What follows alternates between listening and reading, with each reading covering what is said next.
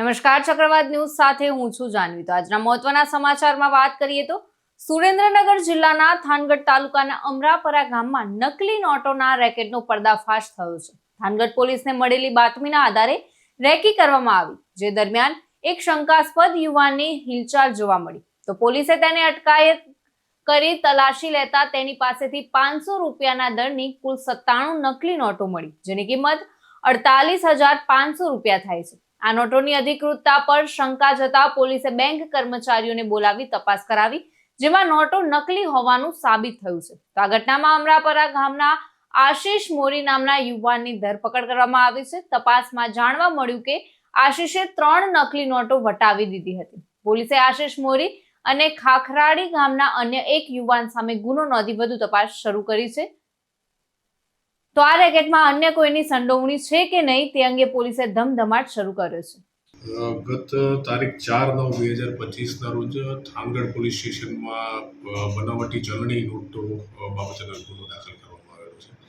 આ ગુનામાં જે છે એ મળતી માહિતી મુજબ BNSની કલમ 179 અને 180 મુજબનો આજે ગુનો દાખલ કરવામાં આવેલો છે।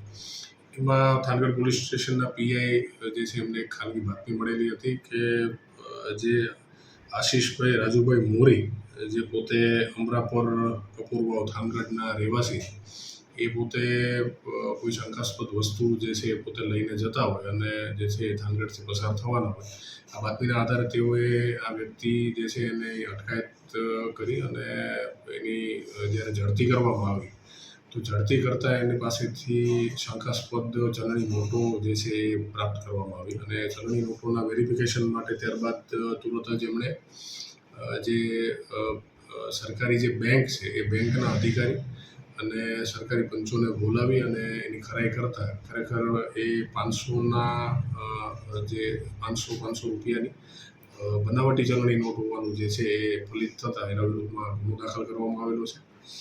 હાલ જે ગુનો છે એ કુલ 2 આરોપીઓ વિરુદ્ધ છે। એક આશિષભાઈ જે છે એમના વિરુદ્ધ અને બીજા અજયભાઈ ઉગરેજીયા, જે પોતે ખાખરાડી થાનનું જે ગામ છે ત્યાંના રહેવાસી છે। આ સિવાય અન્ય બીજા પણ જે આરોપીઓ જે છે એમની પણ અમને શંકા છે કે વધારે આમાં ઇન્વોલ્વ હોઈ શકે છે। હાલ આમનો જે રોલ છે એ બનાવટી નોટ વાપરવા અને મેળવવા બાબતેનો જ છે। આ સિવાય નોટ ક્યાંથી છપાયેલી હતી અથવા ક્યાંથી આગળનું શું નેટવર્ક છે એ બાબતેની તપાસ જે છે હાલ થાનગઢ પોલીસ સ્ટેશનમાં ચાલુ છે। સરજી, કેટલા રૂપિયાની નોટો હતી? અત્યારે જે છે કુલ 97 એવી નોટ મળી છે। એટલે આમ જો આંકડાથી ગણવા જઈએ તો કુલ 49,000 જેટલી નોટ કિંમતની જે નોટ છે એ ગણી શકાય, પણ આમ તો ખરેખર ચલણી નોટો ખોટી છે એટલે 0 કિંમત ગણી શકાય, પણ પોતે સાચા તરીકે એ લોકો ઉપયોગ એને કરતા હતા। વિક્રમસિંહ જાડેજા સાથે ચક્રવાત ન્યૂઝ, ચોટીલા।